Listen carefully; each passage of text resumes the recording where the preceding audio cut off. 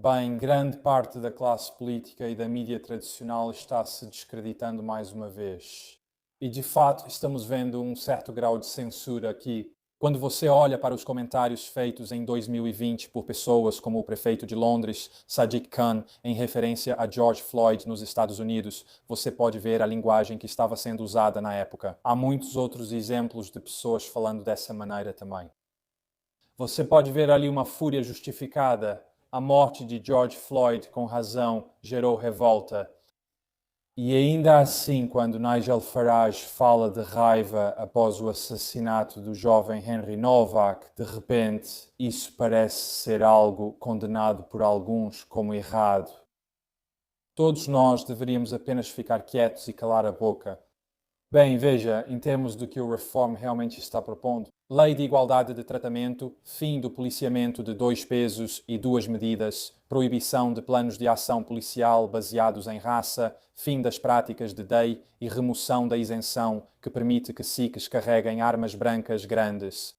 Notavelmente, quando Nigel Farage fez sua declaração ontem sobre o assassinato do jovem Henry Novak, muitos na grande mídia claramente não queriam que você visse ou ouvisse isso. Na verdade, ele foi tratado de uma forma que significou que uma acusação de insulto racial foi tratada com mais seriedade do que um assassinato. O que ele diz? Eu não consigo respirar. Palavras familiares, e ainda assim, qual tem sido a reação pública dos nossos líderes e políticos? Na verdade, grande parte da mídia faz isso. Silêncio. Silêncio absoluto. Vou explicar o que ele disse. Mencionou o silêncio da mídia. Bem, eu posso te dizer, porque eu tenho o que chamam de monitores ou televisores aqui. A Sky News não transmitiu. A BBC também não transmitiu isso. A ITV também não transmitiu isso. Se fosse outro líder, você acha que se Kemi Badenoch ou Sir Ed Davey comentassem, eles transmitiriam? De repente, o professor John Curtis escreveu no Daily Mail de hoje falando sobre como o Reform agora parece estar formando uma coalizão de pessoas que querem mudança. Ou talvez ele esteja certo sobre alguma coisa. Claramente, muitos na grande mídia não queriam que você visse ou ouvisse isso. Ainda assim, surpreendentemente, mesmo que muitos na TV pareçam muito relutantes em mostrar isso ao vivo, você pode ver o que está acontecendo aqui. Você ainda pode ver que esse discurso que eles não transmitiram ao vivo foi comentado sem parar. E Zia Yusuf aqui destaca o que aconteceu em relação ao Newsnight, que a BBC inseriu a palavra branco junto ao termo ali. Raiva branca e fria. Nigel Farage disse em resposta a isso que devemos responder com raiva branca e fria. Você concorda com ele? Não. Vimos distúrbios nas ruas deste país. Existe o risco de, quando Nigel Farage falou sobre raiva branca e fria, isso acontecer novamente? Qual é o risco se mais pessoas seguirem o apelo de Nigel Farage por raiva branca e fria?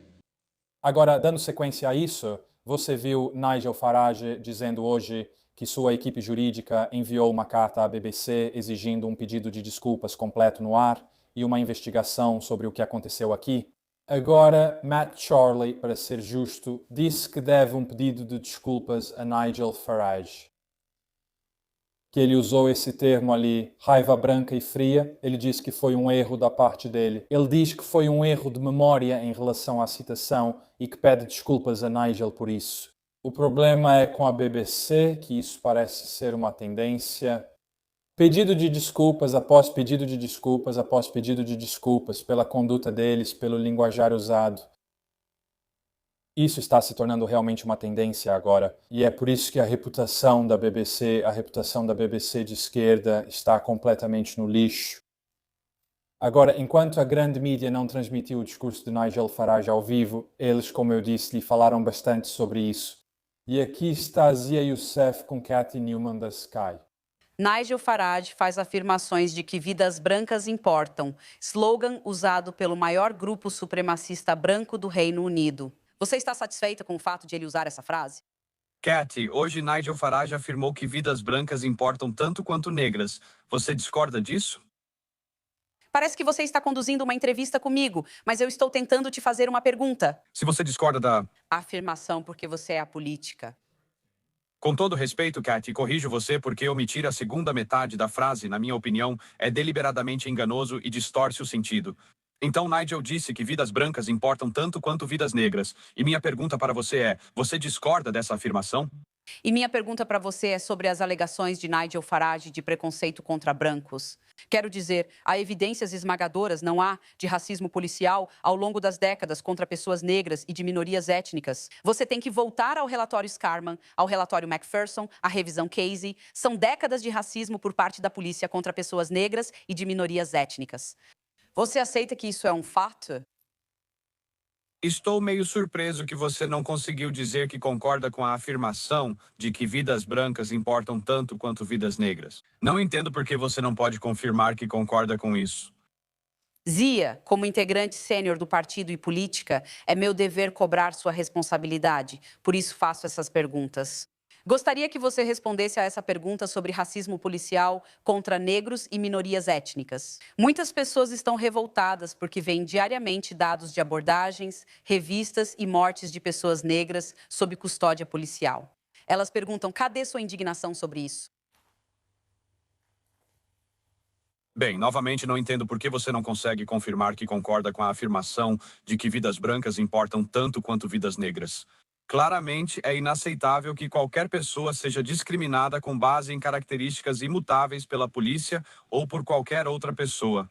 Mas sabe, Cat, você tem conduzido essa entrevista com a premissa de que é totalmente inadequado assistir aquela filmagem da câmera corporal e ficar furioso. É inadequado concluir ao ver aquela filmagem da câmera corporal que isso deveria gerar consequências políticas. Em 2021, Cat, você escreveu artigo de opinião após artigo de opinião, matéria após matéria, em jornais como o The Independent sobre George Floyd. Na verdade, vou citar suas próprias palavras. Você disse que você era que o Você expressou satisfação de que a hashtag BLM transportou, e isso é uma citação direta sua, Cat, transportou a fúria pela morte de George Floyd para os 4 cantos do mundo.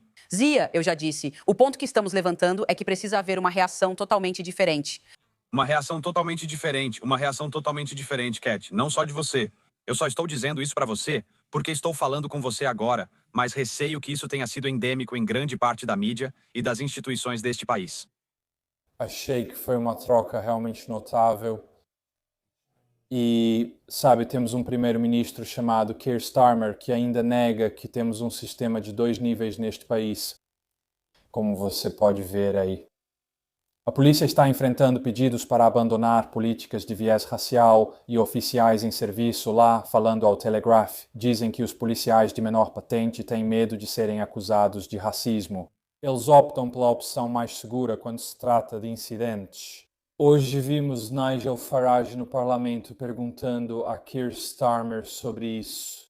Após as circunstâncias horríveis da morte de Henry Novak, posso pedir ao primeiro-ministro que considere isso? Agora está claro para milhões de pessoas neste país que estamos vivendo sob um policiamento de 2 pesos e 2 medidas. As instruções dadas aos policiais pelos chefes de polícia são claras e estão por escrito. Está por escrito. Diz que você deve tratar diferentes grupos étnicos, além da indignação e da raiva pelas circunstâncias da morte dele. A raiva que você viu transbordando em...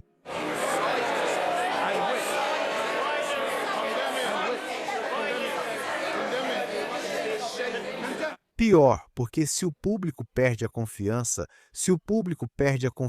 de que será tratado de forma justa pela polícia, pode piorar se o público perder a confiança de que será tratado de forma justa pela polícia. Policiamento em níveis e garantir que todos os cidadãos britânicos sejam tratados da mesma forma.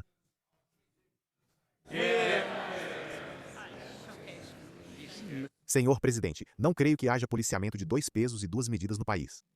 E sim, claramente, acho que o governo basicamente está em negação. E claramente, muitos deputados no parlamento estão fazendo o possível para tentar calar Nigel Farage sobre o discurso e a declaração dele, como disse, a grande mídia comentou, mas não parecia muito interessada em cobrir. Vou exibi-lo no fim do vídeo, pois é importante que você veja caso ainda não tenha assistido. Pense nisso. Um rapaz de 18 anos, um estudante, saiu com alguns amigos à noite, estava voltando para casa e foi vítima de um ataque prolongado. Esfaqueado várias vezes, perseguido pela rua, esfaqueado gravemente 5 vezes. E o que acontece?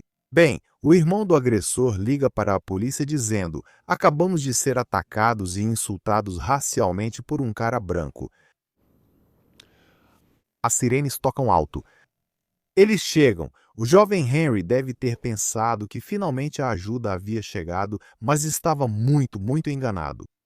A polícia age do começo ao fim, e no fim, quando ele morre, deitado na calçada, tendo sido esfaqueado, algemado, a última coisa que ouviu neste mundo foi a polícia lendo seus direitos para ele. Na verdade, ele foi tratado de uma forma que uma acusação de insulto racial foi levada mais a sério do que um assassinato. O que ele fala? Não consigo respirar. Palavras conhecidas? Lembre-se do criminoso George Floyd, que morreu em circunstâncias terríveis no meio-oeste dos Estados Unidos há alguns anos. Lembre-se da reação e do comportamento da polícia. Em poucos dias, Keir Starmer já se ajoelhava. O movimento Black Lives Matter explodiu por todo o país. A estátua de Churchill foi pichada, o cenotáfio foi vandalizado. E, no entanto, qual tem sido a reação pública dos nossos líderes e políticos e, para ser franco, grande parte da mídia também? Silêncio. Silêncio absoluto. Prova, se é que ainda precisava, de que estamos vivendo em uma cultura de duas camadas neste país, onde os direitos e privilégios das pessoas brancas importam menos do que os das minorias étnicas. Agora, o que aconteceu nas últimas décadas é que, sem que ninguém fosse consultado, sem que ninguém jamais votasse nisso, fomos submetidos a uma imigração em massa em uma escala realmente inacreditável.